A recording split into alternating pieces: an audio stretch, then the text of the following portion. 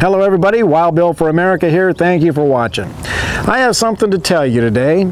Believe it or not, my people were brought to this country as slaves. They were taken from their homeland in chains and sold on the auction block. Families were separated when fathers, mothers, and children were sold and taken in different directions.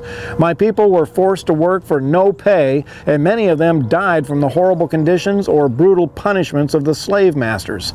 Yes, 300,000 Irish slaves were brought to America from Ireland before the Muslim slave traders began selling African slaves to this part of the world. We were slaves. It was a terrible crime against my people. So, are the descendants of the Irish slaves seeking reparations from the United States? Of course not. First of all, I was never a slave, so I do not deserve to collect a penny. Second, there's nobody alive today who ever owned slaves, so there's nobody to pay the reparations. To force somebody else to pay such nonsense would be nothing but theft, and to even ask for it is shameful. But most of all, we would never consider asking for reparations because being brought to this country, even in chains, turned out to be a great blessing for my people. When the slaves were emancipated, we became American citizens, legal residents of the greatest nation on earth with more opportunities for education, prosperity, and adventure than anywhere in the world. We became America's law enforcement officers, the Irish cop on the beat. We became political and business leaders. We learned that there is no opportunity in America closed to former slaves like us.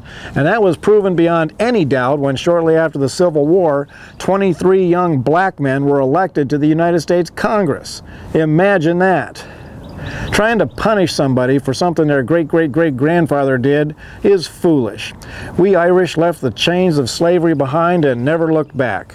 I pity some of the modern-day people who believe that they are actually victims of the slave trade. It must be a heavy weight dragging those imaginary chains around. Every American citizen lives in the greatest nation on earth with unlimited opportunities for those who are willing to work for it. We have 50 states and you can live in any one of them. Anyone who wants an education can get it here.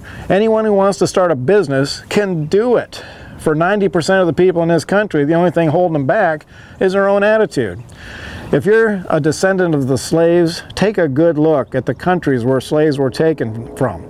Most of them are third world poverty-stricken nightmares. You could be living there today.